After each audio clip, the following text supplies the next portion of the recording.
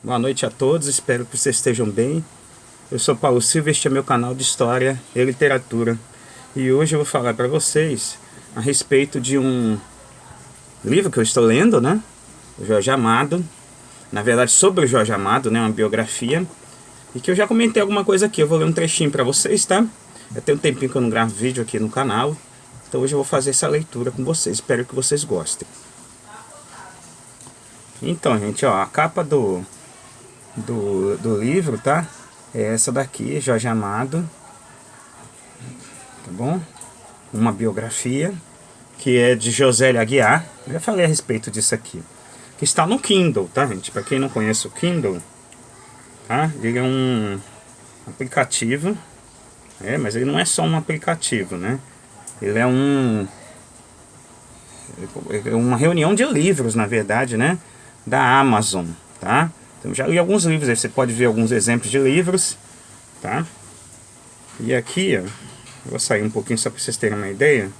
Quem não conhece, vou mostrar para vocês aqui no meu celular. Tá bom? Vocês podem ver aqui, ó. Tá vendo? Então aqui tá no caso, né, o aplicativo ali do Kindle, tá? Eu vou abrir de novo para vocês aqui, ó. A gente vê a capa, tá? Tá bom? E agora eu vou até o trecho lá que eu estou lendo, né? Que é quando, né? Eu vou contextualizar para vocês. É quando o Jorge Amado ele teve que se exilar, né? Na época do governo Dutra. E o governo Dutra, tá? Que veio depois do Getúlio Vargas. Curiosamente era uma ditadura, né? Do Vargas. O que aconteceu? Depois veio a democracia, mas foi uma democracia bem breve ali. O Getúlio ele governou de forma ditatorial de 37 a 45. E aí durante um período ali, bem curtinho, né? Houve democracia, teve eleição. Aí os caras que eram do Partido Comunista Brasileiro, Partido Comunista do Brasil, né? O PCB, eles foram eleitos, né? O Jorge Amado estava entre esses caras, foi eleito como deputado. Luiz Carlos Prestes como senador, tá bom? Só que aí depois o Dutra assumiu. Quando ele assumiu, o que aconteceu? Ele se voltou para os Estados Unidos, né? Embora ele tenha sido pró-eixo, né? Pró-Alemanha durante a guerra ali, ele virou um anticomunista ferrenho, né? Na verdade ele já era, né? Mas aí ficou pior. E aí o que aconteceu? Ele teve uma declaração do Prestes, né? Meio desastrosa, né? Na época foram perguntar para ele, um repórter fez uma pergunta idiota, né? E ele respondeu de forma idiota também. Foi assim, o cara perguntou para ele, se tivesse uma guerra entre a União Soviética e o Brasil, que lado você estaria? Aí ele falou que estaria do lado da União Soviética, porque a União Soviética jamais atacaria o Brasil, né? Então é um tipo de resposta que um senador jamais daria, né? Ainda mais num contexto de Guerra Fria já, né? Mas enfim, e aí um advogado resolveu entrar com um pedido no Supremo, né? Para que o partido tivesse seu direito cassado, né? O seu registro, né? Cassado. E aí o que aconteceu? Os comunistas foram todos perderam seus mandatos, inclusive o Jorge Amado. E aí começou a perseguição mesmo, polícia nas casas, né? E o Jorge Amado teve que sair do Brasil, se exilou, né? Aí ele depois chegou a mulher dele, a Zélia Gattai, né? Inclusive era escritora também, né? E o filho dele, tá? Ele já estava em Paris, né? No caso, ele chegou lá de navio na Itália e depois ele foi para Paris. E aí o que aconteceu? É nesse trecho aqui que eu vou ler para vocês, tá bom? Que é bastante interessante. Ele diz assim, ó: na entrada do edifício encontrou Pablo Picasso. Não era mais um desconhecido para o pintor que tanta afeição lhe despertou à época da Guerra Civil Espanhola. Nas livrarias italianas estavam ligados um ao outro. Terras do Sem Fim saíra pela editora Bompiani com uma sobrecapa que reproduzia a imagem de uma obra em cerâmica do autor de Guernica. Em Paris, reuniam-se agora para ajudar um amigo em comum. Então, gente, para quem não sabe, Picasso era o maior pintor da época, né? Isso não é pouca coisa, né? Tá bom? O elevador os levou ao escritório de Luiz Aragon, poeta surrealista, convertido em militante à frente de C-Noir e Les Lettres Françaises, periódicos comunistas de prestígio na Paris do pós-guerra. O encontro com ar de gravidade tratava de Neruda.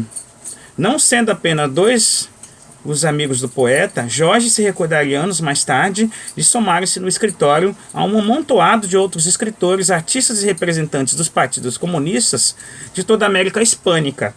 Neruda permanecia na clandestinidade desde que senador eleito sofreu a cassação após Gabriel González Videla chegar ao poder no Chile.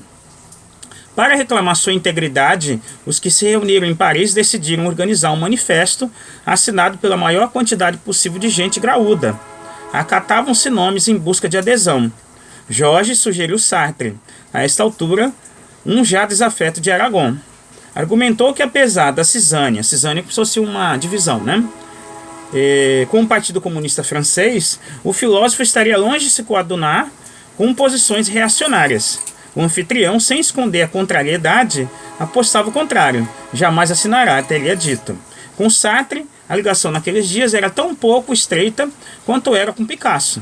Estrearam na coleção Blanche, de Gallimard, no mesmo ano de 1938. Ele com Bahia de tous les Santos, Sartre com A Náusea. Então, Bahia de tous les Santos, então seria Bahia de Todos os Santos, tá, gente? Essa seria a tradução para o francês, né? Até então tinham se visto apenas uma vez na sede da editora Nagel, que publicara Terras do Sem Fim em 1946. Não se importando com a falta de intimidade, Jorge cedia que a causa representava o suficiente para dirigir-se ao número 151 do Boulevard Saint-Germain, onde ficava Brasserie Lippe, frequentada pela intelectualidade. Sartre interrompeu o almoço para assinar com sua companheira Simone de Beauvoir. Beleza, gente? Então esse é um pequeno trecho, né, que fala a respeito do encontro, né, aí, de vários intelectuais para poder salvar, né, o grande Jean-Paul Sartre, aí, no caso, se encontrou, né, um Jorge Amado, mas eles queriam, na verdade, salvar o Pablo Neruda, que estava numa fria, né, lá no Chile. É isso, tá, gente? Então você vê que assim, a intelectualidade da época, né, boa parte delas, né, Pablo Picasso, Jorge Amado, Jean-Paul Sartre, né, esses caras aí, eles eram todos de esquerda, né? Então a nata da intelectualidade da época era de esquerda, né? Embora não tivessem ainda contato com a decepção que veio depois do Nikita Khrushchev, né?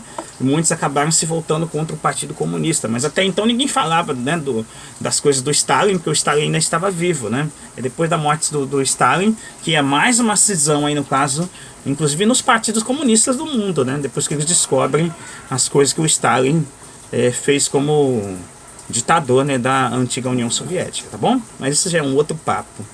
Beleza, gente? Então espero que vocês tenham gostado da leitura. Se você gostou, dá um like, compartilhe esse vídeo nas suas redes sociais. Se inscreva no canal do professor Paulo Silva. Aqui eu falo sobre história e literatura. E até uma próxima, se Deus quiser.